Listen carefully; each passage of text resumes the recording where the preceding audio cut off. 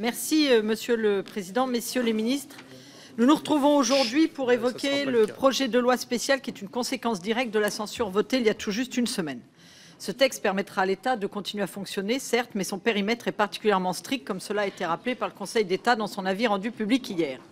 Alors que ceux qui ont voté la motion de censure voudraient envisager la loi spéciale comme une loi de finances bis, permettant de réparer les nombreux dégâts causés par son adoption, le groupe Les Démocrates appelle à respecter strictement notre Constitution et la LOLF, et ainsi à faire preuve de prudence dans un moment aussi grave pour notre pays, afin de ne pas faire peser des risques juridiques inutiles sur un texte qui a pour unique mission de garantir la continuité de la vie nationale.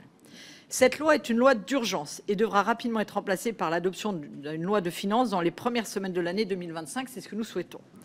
Nous espérons cette fois-ci que les discussions permettront d'aboutir à des compromis au profit de tous les Français et pas en dressant les uns contre les autres, parfois à visée politique. Messieurs les ministres, j'aurai plusieurs questions afin de mieux comprendre le contenu et les conséquences de ce projet spécial qui venait à être voté.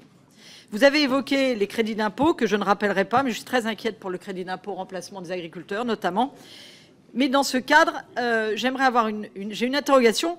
Vous pouvez prélever les impôts, mais pouvez-vous faire les avances, notamment de crédit d'impôt, c'est-à-dire les avances à 60%, seront-ils déclenchés ou sont-ils non compris dans ce projet de loi ?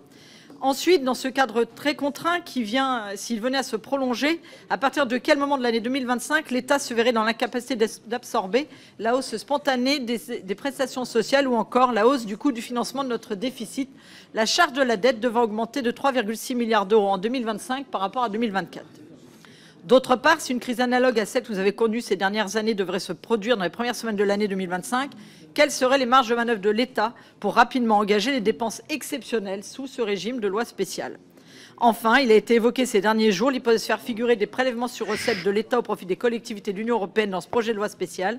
Pouvez-vous nous confirmer que la rédaction de l'article 1 est véritablement suffisante pour engager pleinement ces prélèvements sur recettes et notamment le prélèvement pour l'Union européenne qui devait augmenter de 1,7 milliard d'euros en 2025.